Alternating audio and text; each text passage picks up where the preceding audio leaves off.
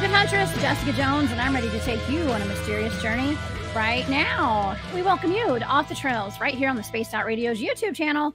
If you guys haven't hit subscribe yet, please do. We would love to have you guys. Shout out to Bumblefoot for that amazing intro music. I always appreciate that. And I'd love for you guys to come follow us on all of our social media platforms. We have Spaced Out Radio on Twitter. That's at Spaced Out Radio. Instagram at Spaced Out Radio Show, and TikTok at Spaced Out Radio. You guys can find me, the Cryptid Huntress, over at thecryptidhuntress.com. And I have a really kick-ass YouTube channel, which, by the way, got a ton of subscribers overnight. I don't know what's going on, but I've been doing some really awesome shows over there on my channel. And yeah, I got a bunch of subscribers overnight. And so I appreciate that. So to all the new subscribers, people, the shows that I've been doing, and all the other podcasts that I've been going on, thank you guys so much from the bottom of my heart. I really appreciate that. It's a blessing. It really is a blessing. It looks like my computer might be freezing up a little bit. So I'm sorry. I just looked at my phone. I was frozen. So yeah, freeze frame. That's me. If there ain't no technical difficulties, I don't know what to do. You know what I mean? Okay, y'all. Well, if you guys would like to follow along with what I'm doing, I have, like I said, my website, thecryptidhuntress.com. I got my YouTube channel. I've got a Patreon. That's the Cryptid Huntress over on Patreon. And I also have a really amazing Etsy shop that's called War Woman Goods. So you guys go get some War Woman goods if you get a chance. Also, we have the Space Travelers Club here at Spaced Out Radio. We have our Patreon over there. So you guys go join that as well. We have a lot of goodies for whoever signs up for that. And I'm sure it's on our website. Y'all go check that out, spacedoutradio.com. All right. Okay, everybody. We have a fantastic guest here tonight. I have my friend, Sean Bond, in the studio tonight, and we're going to have some fantastic discussions tonight over a plethora of subjects. So without further ado, let me go ahead and introduce my friend, Sean Bond. I actually met Sean in Montauk, New York, when I went up there with my group of friends. We went up to Camp Hero and to go watch that portal open up for the 20th anniversary of the USS Eldridge reappearing. Sean was there for all of that. So I had the pleasure of hanging out with Sean. Sean Bond is the founder of the Psionic League and Silver Cord Spiritual Science. He's a spiritual healer who aids others in holistic healing and spiritual growth. He's a problem solver and spiritual conduit for teaching others about multidimensional awareness and interaction with all of their individual DNA technologies. Higher functions and operation systems within anyone's soul sparks shards of their multidimensional self to help them manifest in the physical. You can follow Sean at the psionicleague.com. He's also a plethora of other things as well as in a Reiki master, DNA programmer. He removes entities. We're going to talk about all that tonight because it sounds so interesting. Please help me welcome to Spaced Out Radio tonight, Sean Bond. Hey, everybody. Can you hear me? Hey, Sean. Good to be here. I can hear you. Yeah, wonderful. Excited to be here. Yeah. Fun. We can get into a lot of fun topics. So what have you been up to lately? Have you been exploring? I mean, I've just been kicking ass and taking names, you know, that kind of stuff. I've just been being the Cryptid Huntress. That's what I've been doing since I met you and got to hang out. Man, I tell you what, you are one of the most interesting men in the world. Okay. Just like a lot of the men that I meet these days, y'all are some of the most interesting men in the world. And I'm lucky to be able to know you and get maybe some of your knowledge will rub off on me or something because you're such a multi-dimensional, multi-talented kind of person. Yeah. Thank you. Yeah. So well, nice thank you. Yeah, I feel likewise. Look forward to learning. Well, thank you. And asking you some questions of what you've explored so far in this world that keeps expanding. What is truly here? What is this game we're in? That's right. Yeah. So, what kind of things have you been doing recently? I know you went into Dogman and Bigfoot and the new things with the new ET that is gracing our feed with memes all over the place. Okay, yeah. So, like I mentioned when I first came online tonight, I got an influx of subscribers on my YouTube channel overnight, like a good bit, and I think partly it's because of that show that I did with the I remote viewed. You know, you're super into the psychic stuff, okay, the psionics, and that's why I'm so excited to have you here tonight, because I do a show every Thursday night where I remote view a target or two and talk about it. And this past week, I was tasked the blind target of the the two little alien bodies that got presented to the Mexican congressional UFO hearing, and that caused quite a stir, I believe. And it was interesting to be able to remote view that, Sean, because it's bringing another element into it because everybody's talking about it, but nobody's for sure if it's real or not. You know what I mean? So when I'm given blind So I like targets, as you know, with X-rays. yeah, yeah, and Egg. well, okay, do what? What do you think of the eggs? The eggs? Yeah, inside the. That was so weird, right? I think the eggs were a nice added element because I can't say for sure. I don't believe those things were real aliens personally. But with the data that I had, it was so contradictory, Sean. It was like the first target that I got seemed as though whatever it was could be like ETs, but it was like a statue. Like my data included a statue and stuff, but that's kind of what thought I was looking at. It seemed like it could be real. Like when we were analyzing the data, the second target, I don't know. It was like the location where it was found, where they were found, and it was like super ET extraterrestrial stuff.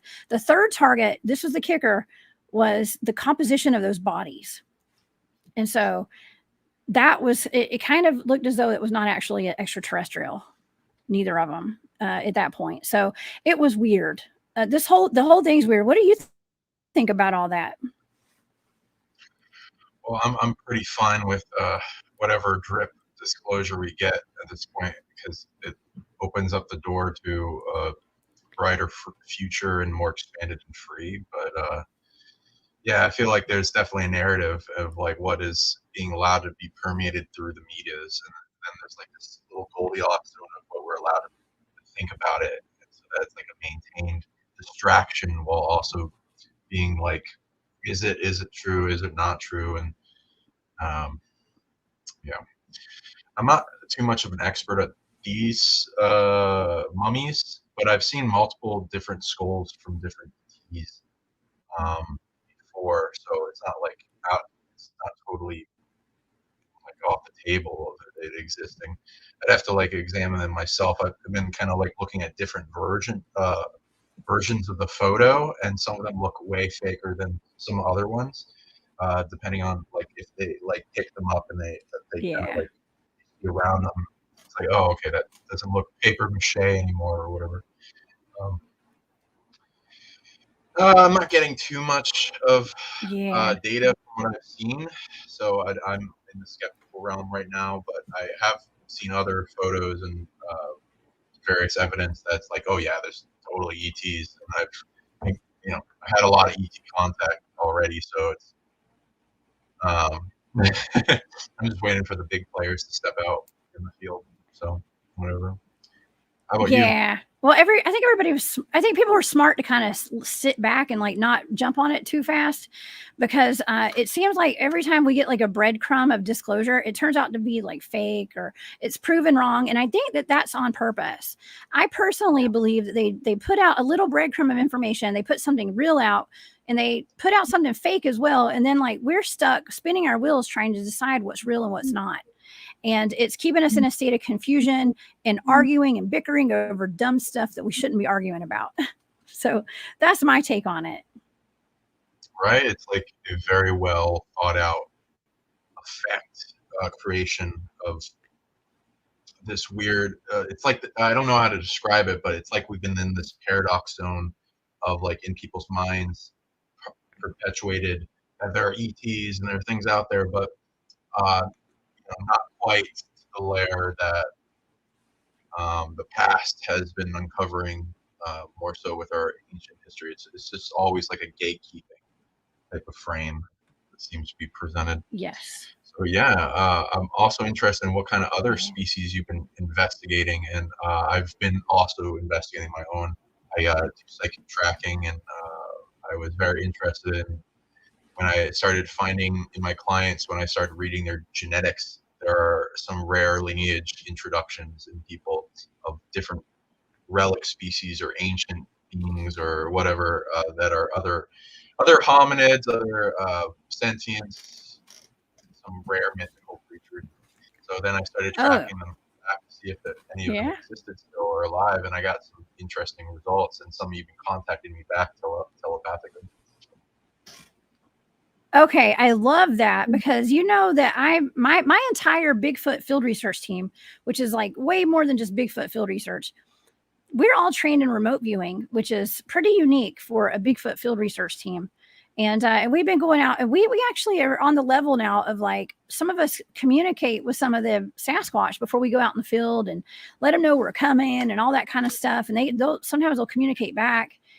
So we've been doing this for a while, okay, and that's something that I don't ever hear about from any other team, and and so that's why it's exciting to have you here tonight, to hear kind of your take on it, and like how you and what you've communicated with and how you've communicated with them, because it's not just Sasquatch. We're talking about like dogmen potentially being telepathic, lake monsters. I mean, ETs, definitely ETs. I mean, I've had communication with ETs that I saw standing right in front of me before.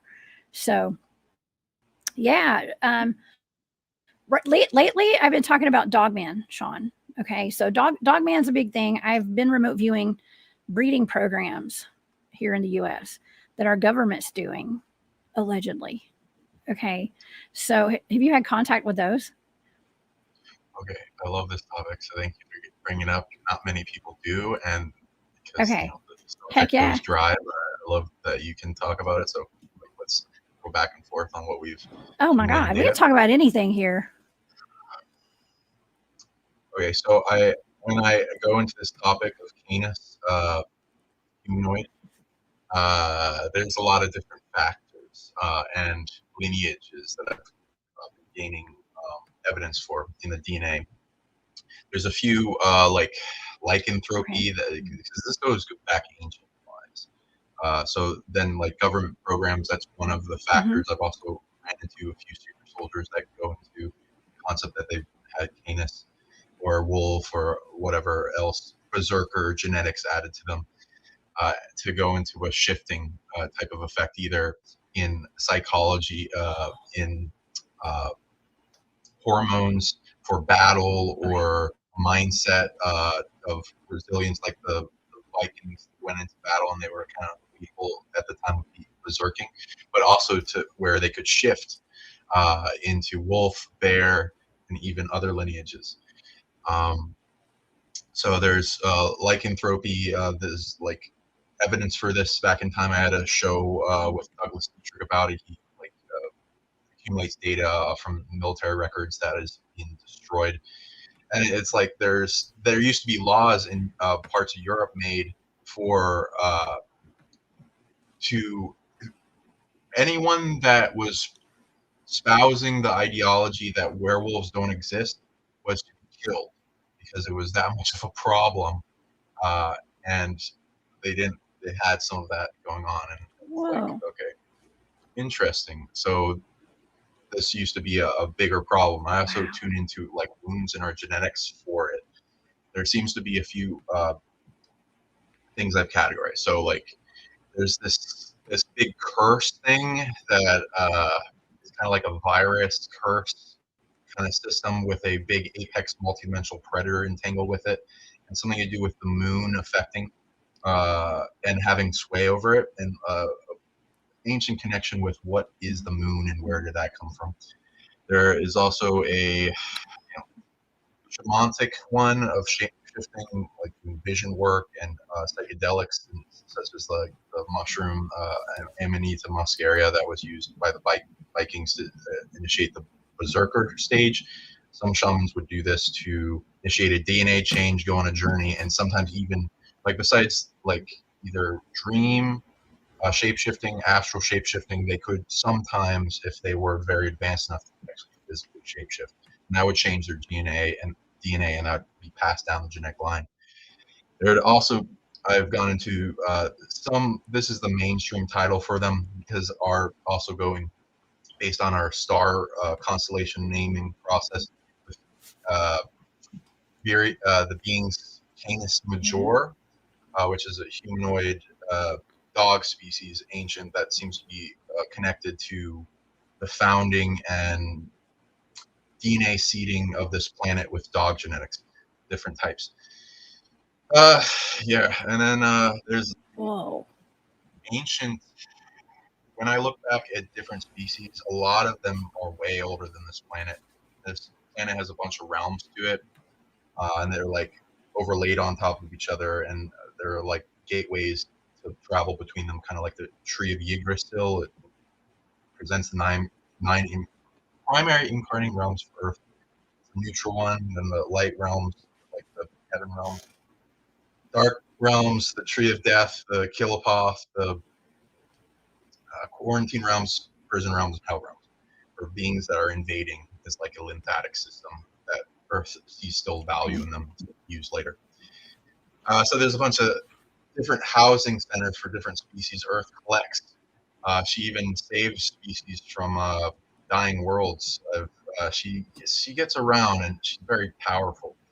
Other planets have similar tech, so they will sometimes bilocate and trade, and have the realm bilocate over top of a planet when they need to transfer a bunch of species over. Okay, so then I also look into this ancient lineage of dog or wolf, that kind of wolf is a little older. That goes back to really older than this universe in residual image concept.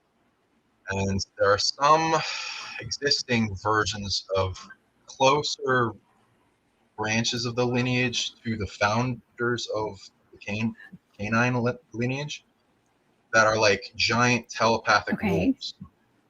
And this is also in mythos. And a lot of them are near immortal, and sometimes in hibernation or in some inner realm. And some of them will contact you if you are able to find them. But there's the versions for a lot of the creators of different species that are highly evolved sentience, that seed life and then have it evolve for the grand chef's new in their lineage and what they're doing. So they're like putting their chips on the table in this Earth game, and then seeing how it evolves and grows in a big evolutionary spike that this planet's going to be going through. Wow. And we're going through a spike right now, right? So we're going through a big awakening, and all of these cryptids are showing up right now, even more than in my lifetime, or since I've been doing this research, which has only been, under 15 years, I guess, out in the field. We have so many sightings. They just seem to keep going up and up and up. Almost like the veil is gone. And something. Okay, but let me rewind just a little tiny bit, because when you were talking about the Vikings and the berserkers, what you were describing sounded like what our modern day skinwalkers are today, basically. It's almost like they put on the skin of the animals and become that animal. They start taking on those characteristics and stuff. So this is not anything new. This is like ancient stuff. I mean, from what you've researched. Absolutely. And then the more modern day ones would be like military, taking super soldiers and then genetically augmenting them near birth or in the womb, to have these type of genetics for alter, control, combat, especially with the military factions in the future that have this tech pretty nailed down, and then come back in time to get assets that they know are potential big movers and shakers on the timeline and are needed to do things.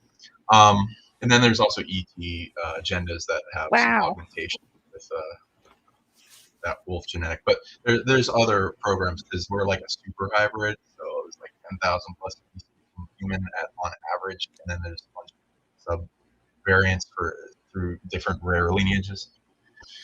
So Wow, you're talking time travel now too. Okay, so and I wore my time travel jacket tonight because I knew we'd be talking about time travel. Okay, so Oh, yeah, anyways, yeah, I mean it's so wild, right? Well, actually, this was in my shop. I just took it out of my shop because I love it so much. I'm wearing it now. But oh, and by the way, Dogface, thank you for that super chat. Dogface says this man is too sexy for my screen. Okay, all right, Dogface, thank you.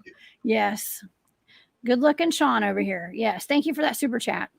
So, okay, but yeah, we're talking like okay, and this is coming off of the trip that you and I just took to Montauk, New York, but we were hanging out with a bunch of survivors of the Montauk Project, and I heard so many stories of teleportation and time travel, uh, MK Ultra mind control. Even some of the survivors talking about how they had taken flying lessons when they were kids by jumping off the side of that cliff in Camp Hero and stuff like superhuman abilities, superpowers. And when I think of the name, when I think of the name of your website and your YouTube channel, Psionic League, I think of psychic superheroes.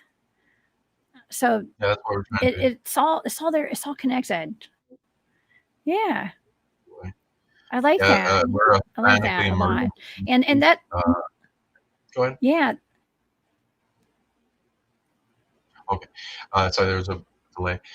Yeah, we're a scientifically emergent species, and we got a lot of potential in us. We're a mutt of a bunch of different races, so that we also inherit all their crap and curses and limits and blocks and drama and karma and all that. But if we pair all that and we get through it all, then we combine all those abilities together and kind of be unlimited in what we can perform with it. And the big game that we're in, and amnesia and dominating control system that wants to limit us and say we're just little old us, that there's nothing going on there because they want to disempower.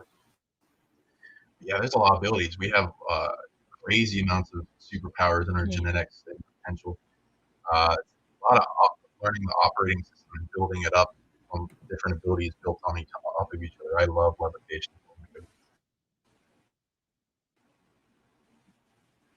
Do you fly in your dreams at all? Yeah. I mean, with my team, we've been doing remote viewing for a long time, and it really adds a really interesting element to the field research with cryptids, because we stand out. I feel like we all, when your psychic abilities are switched on, you shine like a beacon of light, and a lot of things in the other realms are very much attracted to you. So it makes for very successful trips out to the woods with my team. Because we are so in tune with nature and everything around us and all the cryptids, and we're on that frequency. It's so important. And we do have a question in the chat tonight, Sean. Is your clairvoyant modality mostly pictorial, verbal, feelings, or a mix in regards to cryptid and spirit communication? A mix. I started out normal, like normal people, but I could teach that everyone can do this, and I've built it up. So mine's communication and interaction with cryptids, it varies. If I'm like physically in the woods and I'm doing stuff, there'll be some mystical experiences that come down and affect me, and some will communicate in different ways, and there's stuff. But if it's like purely at a distance and I'm interacting with something telepathically, remote view, lock on, psychic track, then I'll do a form of heart telepathy. It's like a communication system of everything that you could imagine on your phone or your email in your heart. I recorded every message that's ever been sent to you in telepathic messages. And there's already messages waiting for you guys out there in your heart from soul family and different beings that know about you and what you're here to do. But and then observing and contacting those and figuring out what they are and using discernment. So I teach telepathy in my courses as well, but so it's like a translation of, I'm like a hyper empath. So if you've ever, if anyone out there, I know you guys have had their heart open up tremendously to be able to feel everything super deeply, and then that kind of a wild ride of that being used against you, but then able to stabilize and then make it so it's secure, so you can translate instantly energy that comes to you in your heart. That's what I'm doing. And then a lot of my knowingness comes through healing into Yeah. the data and then narrowing it down and then it's sculpting. And I'd recommend people build up off what they already got going that's strong, and then they use that to train other ones because they're all interconnected as like one big sense. You combine your empathy with clairaudience, clairvoyance, and it all kind of sink in as one big hard organ once you detach all the separation of the mechanisms and the software and the hardware of your super technology body.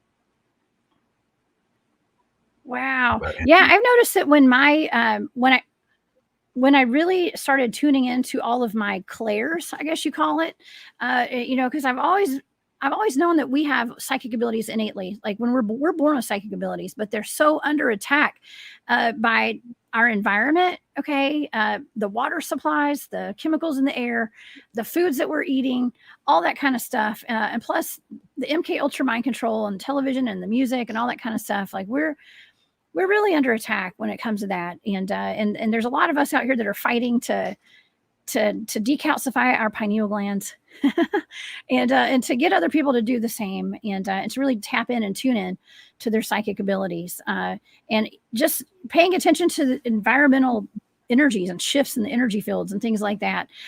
But when I first started tuning in and getting really in tune with my telepathy and even I mean, we even tried like bending spoons and things like that, you know, telekinesis and psychokinesis and all that kind of stuff. I started noticing that all my other abilities started to awaken too, Sean. Like it's like you go down this path, you tune into one thing, and they all start awakening. And I find that when we're doing research with the cryptids out in the field, we're doing like telepathy and they do mind speak and all that kind of stuff. Like it's like they're more advanced than we are. Like we think we're so advanced as humans, but it's really like the Sasquatch out there that have tuned in. I think that that's more important actually, is to have those abilities and for them to use it. Even accessing portals, Sean. Okay, and I know you talk about portals sometimes, but it's so important for us as humans to get back to that and relearn it, remember who we are, and get out of the brainwashing that we're in right now. Yeah, I agree with you. So I'll like cover each one of those lovely topics. Yeah, it's the ability of animal communication goes deep to where even if it's a low sentient species or insect or whatever, you can still talk to its higher self or the collective hive mind of it, whatever, however its spirit thing works. And then you can have it respond and do things and show up and be able to track it, and it will allow you to come find it and your heart get pulled towards it. Then with the higher sentient ones, which there's a bunch of people kind of get out of this frame of, it's kind of like some type of ego wound thing that through a reality shakeup we experienced at the fall of Atlantis. That's like this big wound we inherited down to now that we're all healing. That is like a filter for how reality works and what we can perceive and what can come into our environment in the collective and at an individual level. And it seems more and more like there's this high amount of sentient species that are out of phase with our reality in like some higher dimension that this earth stepped down from. And as we're letting the veils come down off of what we feel safe in being able to be as a manager for what we perceive as the observer that affects the quantum experiment of this earth game as a kind of coming into a being as a proper caretaker of this planet, then we become aware of more and more layers and realms and interact with more, and things start talking back to us. And we also can realize everything is kind of alive in the different layers, even if it's dead. Like matter at its fractal level has like a lower dimensional kind of consciousness building up like Legos, building blocks of this universe. And we're all kind of one, but it can respond in different fractal branches of the tree of personalities, each with records, and they can respond and have emojis and have interesting data ping ponging back for you that like links and gives you more knowingness of everything else. like with the Fae, with the fates, that the beings that influence occurrences of cause and effect and what continues down the timeline, and beings of high authority and management of this realm, such as the Sasquatch, that have beyond what we see in their bodies for the high sentient ones, not the feral ones. They're more than just their body, as like as this will go into, as if your higher self is the entire body, and what you get below the water is one of your toes, is just your body, and your higher amount of this guy back of me. Yeah, it's like the big versions of ourselves. Okay, so wait. Oh, okay, I didn't mean to interrupt you, but okay, so do you think that being heart-centered, okay, like heart-centered is what is the most important thing when it comes to communicating with the kids there? Because I know that when you go out with pure intentions and you do lead with your heart, okay, I think you do get better results out there as far as researching goes. Would you say that that's true? What do you think about that? Current moment, I'd say that's one of the biggest things that one can do, and it's simplistic. Because a lot of operating systems can be made off the heart. Simplistic. Lean towards enlightenment, and when a being tends to shine brighter, then things will respond. The universe will respond. Things start showing up, and like for instance, whenever at a time I was reaching different states of enlightenment, because there's like transcendence of a type of emotion or a state of mind or a limit or a block, and then overcoming each.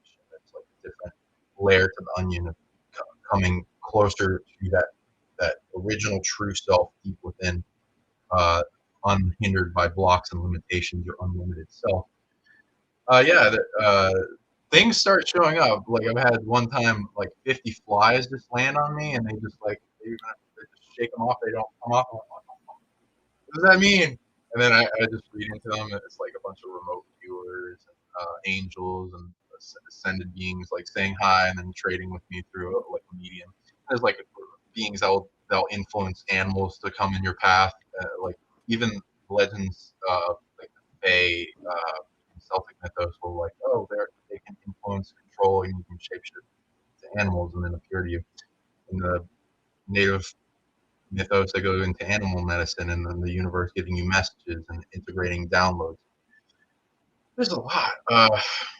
And the heart goes into big knowingness, like your connection to source, your oneness with the universe, and your connection with the infinite. So if you're wanting to connect to anything, I'd say go through your heart, and then you can more easily. It's like a cell phone, or it's beyond that though. In fact, that's just one of the things we've been able to translate in reflection to ourselves in technology that all mimics the body. Yeah. Okay. Speaking of technology, this is something that I don't know. I'm not familiar with. What is DNA technology? Because I've heard you talk about this before, and I don't really understand what that is. Could you explain it to me? Kind of like I'm in elementary school. Sure. Give me the easy version. How easy? Oh man.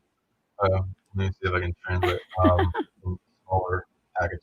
Or you can give me in the adult version too. It doesn't matter either way. I don't. So like there are self receptors and these antennae in the DNA that science has gone into being able to shave off the self receptors, and it becomes like a stem cell, and they can swap that back and forth between patients, and put on the new self receptor cells. It receives a signal. So it's like we're not. The consciousness isn't in our body.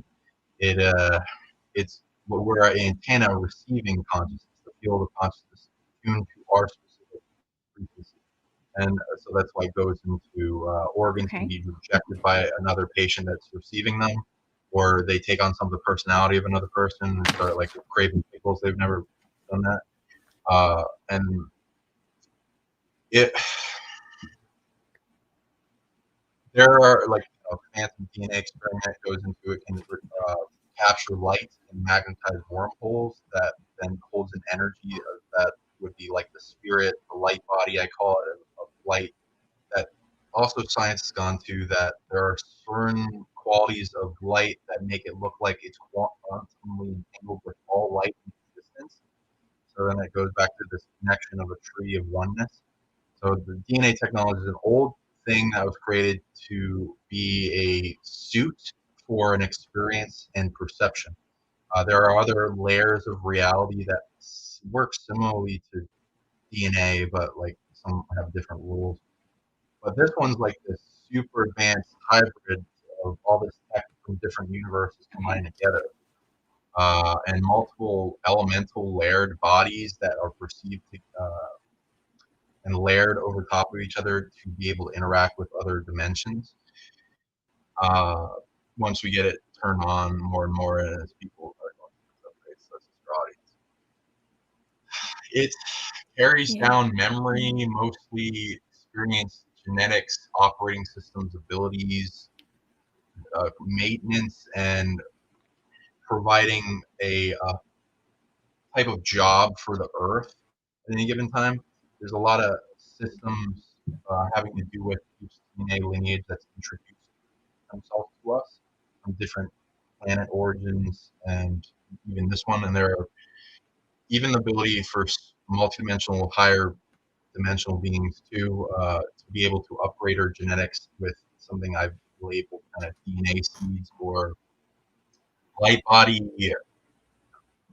add-ons that they can do spiritually, and then that can create a shift into the next. There's something called transposable, I think it's retro-transposable elements, which is like a zipper that goes up and down the genetics and can edit and take things out and then implant things.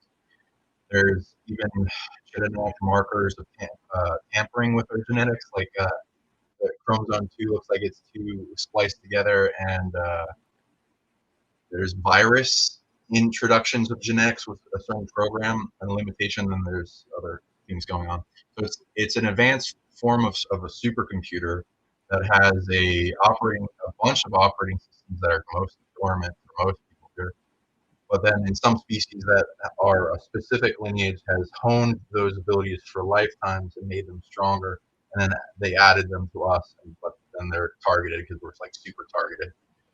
And use as batteries on this planet, unfortunately. Oh, wow.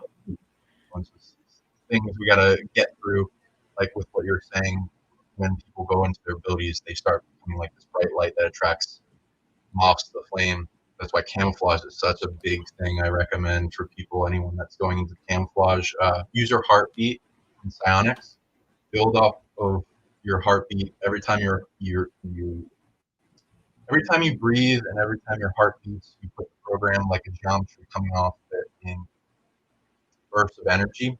This already happened. Science has gone to. There are frequencies emitted by the heart that take 7 seconds to go around the entire planet. There's a big electromagnetic field. There's multiple fields.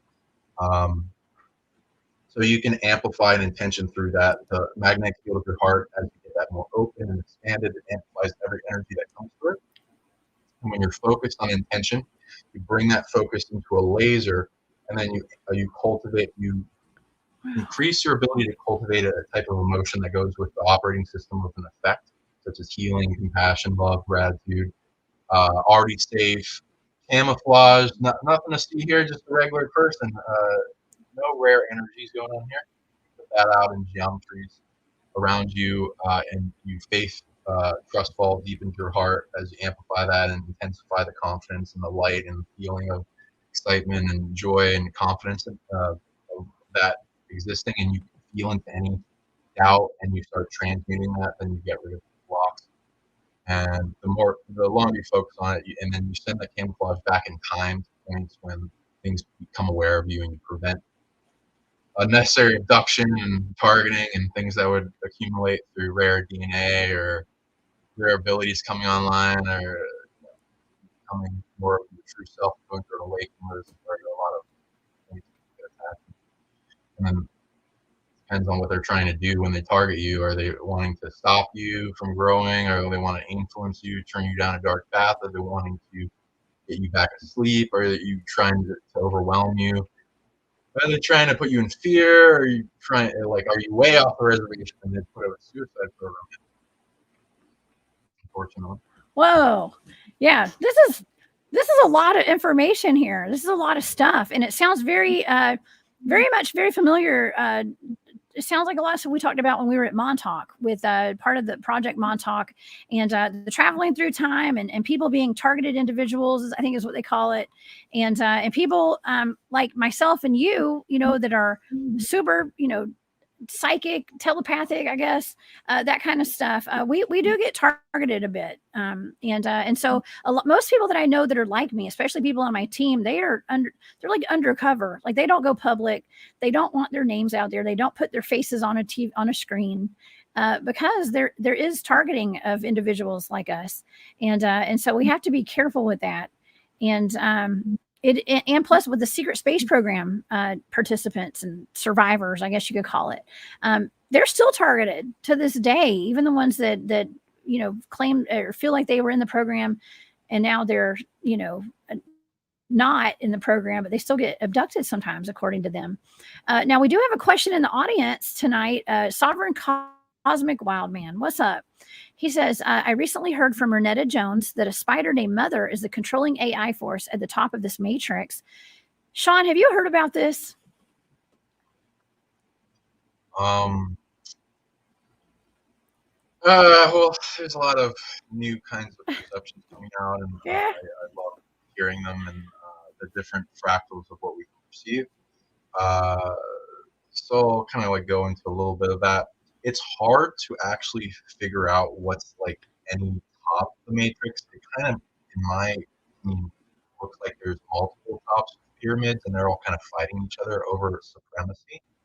There are sometimes every one, at any given time, there's a apex, though is that the same one every time? The one that's at the apex likes to be ambiguous. It's kind of a thing where your higher self wouldn't want to know about what it is, so that you don't entangle with it as a force entanglement that makes it stronger. But also, a lot of apex things don't want to have a mythos back in time. There are a lot of ones that apex predators that I don't know where you put them on the scale, because they're always increasing or decreasing at any given time. But they're resilient in the reality if they have a mythos, because that kind of anchors them into belief systems and continuation. And it kind of, even the big multidimensional apex predators that are dark predators throughout our mythos, a lot of them act horcruxy, where they will fracture themselves out and anchor themselves into places, objects, and people, to them into existence longer. Are there? I was actually going to bring this up as one of the cryptids we talked about. I'd like to ask you, after we finish fully going this, if you ran across much about giant telepathic spiders, matrices. This is a big rabbit hole. Pretty much everything that's making up our reality in holographic light splitting infinitely to create a construct that people call matrix. There's multiple matrices overlaid on top of each other. They kind of have a AI, AS, artificial sentience with a stolen soul, sometimes originally having a soul if they're meant to be positive in the beginning of their inception.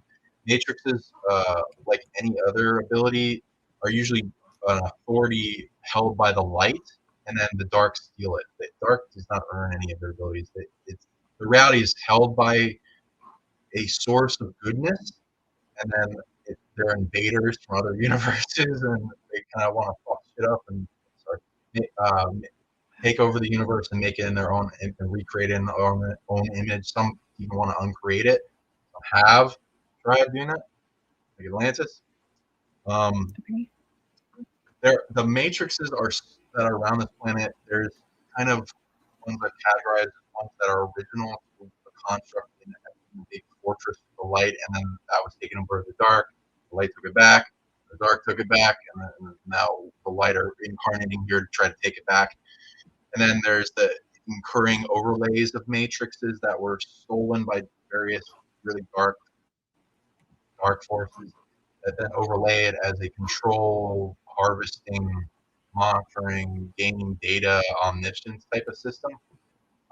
In their original function, they should act like control, fence for children, containment, and young consciousness that don't know moral code, keep them in line. But yeah, so those need to be resolved and brought back to under the control of light in various means. If you're wanting to go into spiders, that will, some of them I've come across these giant big ass spiders that are like around the planet and sometimes make webs in between planets. There's like layers, especially in void space, that are like kind of locked out of time. And there's some for the antiverse. There's some for dark elemental dimensions, but they're not all bad. Like spiders in general kind of go to a bunch of lineages that branch off from one of the founder races for dream weaving for different realities throughout the multiverse. Like grandmother spider is the concept for Native American culture, and I like her. She's nice. She can kill easily though, so you don't want to get on her bad side. There's a bunch of different fractal branches of different high sentient spiders that sometimes have a body, some don't, or are beyond the body. So there's like wars between the spiders, and I'm kind of wanting to go towards spider peace. So yeah. But then there's these giant telepathic spiders in Earth too. Some of them, I mean, they're in their own way, and they don't really care about our species. Some have an awareness of our species and added genetics to us. There's even like shape-shifting ones that will go into the Japanese yokai mythos of it's like a horse spider or one of the shape-shifting into a human lineage. Then Sotsugumo, I forget what it's called. And then yeah, so there's these really big spiders, light, dark, and neutral. Some of them have a control system over some of the matrices, kind of like a web net type of thing around the planet. I don't know if I'd classify that as the biggest one. There's also archons in various species that people call them archons. It's a Greek word for ruler. It's like a part of a system for both angelic archons, demonic archons that are like a part of what I don't necessarily completely go along with Gnostic text, but there's themes that I will use as wording for these beings that can try to control the incarnation grid. And they come from many planets. So there's tall gray ones. There's big light body formed ones. There's spider ones. There's reptilian ones. There's a bunch. It's where the dark kind of like invaded a planet, and then they force evolved some being through mass rituals, and then they send that spirit across the wherever they are to this planet, and then they set it up as a management whispering into its mind so that it's really hot shit and that it can control everything. Wow. So yes and no. I'd say I can't tell you what's the top of the pyramid because my higher self doesn't really want me to entangle with it. But I am going at the level that I can with what I can handle. And there's a lot of eyes at the top of the pyramid from what I can see. Oh, and my question. Yeah, you know, I don't like there's certain. Okay, I couldn't hear you. The microphone cut out a little bit. What was that? The question was that. Yeah. So I'm sorry, I still couldn't hear you. Okay, so the spider. Giant telepathic spider. Sorry, there's a delay. Okay. No, I have. Okay, so I have never encountered giant telepathic spiders, but well, first of all, my friend Barry, not Barry Littleton, Barry Everson, he's in contact with some telepathic bugs. So that's for another show. I'm gonna have to send him the link to this tonight because yes, I do. I joke with him about that often. But yes, I have never come in contact with a telepathic spider. at all, or giant ones. But you hear about like there's gigantic spiders up in Antarctica or down in Antarctica, I guess. Gigantic spiders there, and my friend Daryl James has been on my show on my channel over at the Cryptid Huntress. I met him at the Journey to Truth conference and spent some time with him down in Florida, actually, with his lovely girlfriend and a bunch of our friends. And he told me the story the first time I ever met him when he was in the secret space program. He told me about a spider that they had that lived underground in one of those facilities that was very ominous. And it was like a spider human hybrid. And it wasn't pretty, and it did a lot of bad things to children and stuff like that. So yeah, but I have never come across one in all of my years of field research ever. And thank goodness. I don't mind spiders though. I'm not scared of spiders. but I have not come across any telepathic spiders. No. And most of them you wouldn't want to come in contact with. They don't particularly respect humans unless demonstrate something respectable. When I interact with them, I usually will project myself from a interaction I've had when I was incarnating in their species, and I would project that forward as if I'm their species. Some of them I would read what my higher self would recommend me do in interaction with them. Sometimes would recommend me not to tell them I'm human.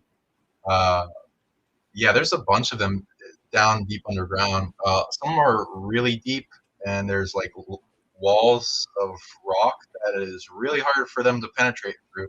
Seems like some type of maze system that was set up with layers of protection. That Earth is protecting something big and valuable, and it's surrounded itself with various species that are overpowered, going deep and separated them so they could house them, but them not super interfere with each other. There are less hostile spiders that are close to the surface that are huge. There's a whole mythos for this in both South America, Vietnam, China, Ireland, Japan. Yeah. So anyway, yeah. So there. Yeah. There's a lot of spiders out there. There's so many cryptids. Yeah, some that are like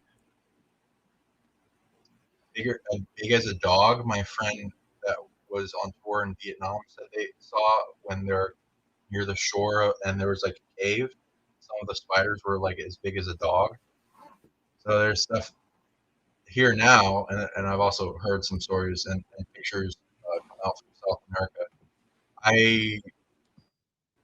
If you do want to go psychic tracking for these, there will probably most of my interactions with them have been through reading clients and then like, oh wow, you've been a huge reality weaving spider in the past, and then the big higher self thing comes in and is aware of them and starts communicating them, sending spiders in because they can remote view through them and influence them to show up to people if they want to communicate. A bunch of insects come to me when a being wants to communicate, and I'll send it back and forth to them, and a new insect will pop in, land on me, and it'll go back and forth between them.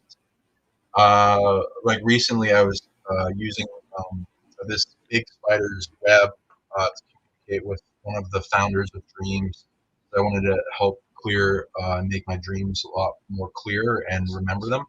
So I used it as kind of like our microphone, the spider's web, and then I like asked for its presence and to talk to me. And then I there was like a moth going around, and I asked it if it wanted to work with this founder race as like a offering, and it like went in my hands very simply, and then I put it in the web, and then big blast of energy hit me in the ear, like in the side of the head, and a bunch of messages coming out and images when I closed my eyes of a spider wanting a big my gosh. spider wanting to touch me, and then communicating, and it had a lot of omniscience. It already knew what I wanted and what I wanted to do, and it was like, yeah, I'll help you with that, and here's what it wanted tech. It also, oh yeah, thanks for bringing that up. It wanted me to present it in a good light on air, so I'm like, okay, here's my option. So yeah, guys, there's a bunch of different spider founder race lineages for Dream. If you want to improve your dreams, you can talk to them through like the spiderweb network. There are a bunch of different lineages that they all will connect back to the founder lineage. Each has their own flavor, and so there's different personalities that you might interact through that. So just be discerning and careful, and be very respectful, because they can do damage psionically from a distance. There's different species that will use different offensive moves, like fangs, or wrap you in silk, and the different silks will have different poisons. Yeah. So you want to get on their good side. And if you do, you can present things that you're good at, and they'll trade you improved dreaming, and you can be like an oracle to them. And some are evil, of course, but there's a lot of good ones, because they're part of the making of reality. Very sad. So I recommend. I love that. Content. And that's what it wanted for me, to improve. Okay. Oh my gosh. Good. So it improved your dreams. I love this. I'm sorry, I've got a little lag on my computer tonight for some reason. So I was trying not to talk too much. Okay. I'm gonna get this worked out before the show tomorrow night, y'all. But Sean, this has been amazing. I hope that you'll come back. We have so much more to talk about. I mean, I could pick your brain about stuff all night, but I wanted to hear what you had to say about all this stuff. This is so cool.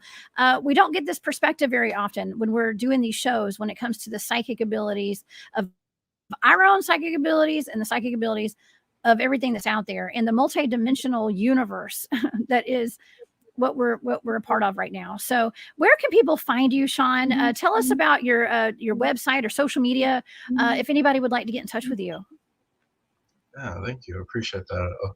Also, like, re-upload this, and we can help get hold of you. I'm Sean Bond at Psionic League, and you can reach me at psionicleague.com. Fast way to get a session. Or I'm also on Facebook, Sean Bond, and Instagram. On YouTube, over 400 videos of a bunch of people demonstrating normal superpower abilities, and if you watch those, you can download the blueprint and learn how to do it yourself, because everyone can do these things. And also, we've got a bunch of products, and I'm going to be doing online free, some paid on my website membership that teaches you a bunch of abilities, and I'll be doing meditations and presentations in the future. How can people reach you? Awesome. Me? Everybody can find me at thecryptidhuntress.com and over here at Spaced Out Radio every weekend. And I'm all over the place. Just turn your computer on, you'll see me. I'm there somewhere. I'm on a different show every day. I don't know. I'm out in these streets and having a blast. And so I hope that I get to run across you again out in these streets one day, Sean Bond. You're awesome. And I just think you're the best. And so please come back and see me. Everybody go to psionicleague.com and find Sean on social media. All right. Awesome, Sean. Listen, have a great night. Thank you so much for being here. And we'll see you next time. Come back and see me, okay? Yeah, I will. It'll be fun. We have so much to talk about. All right. See you, Sean.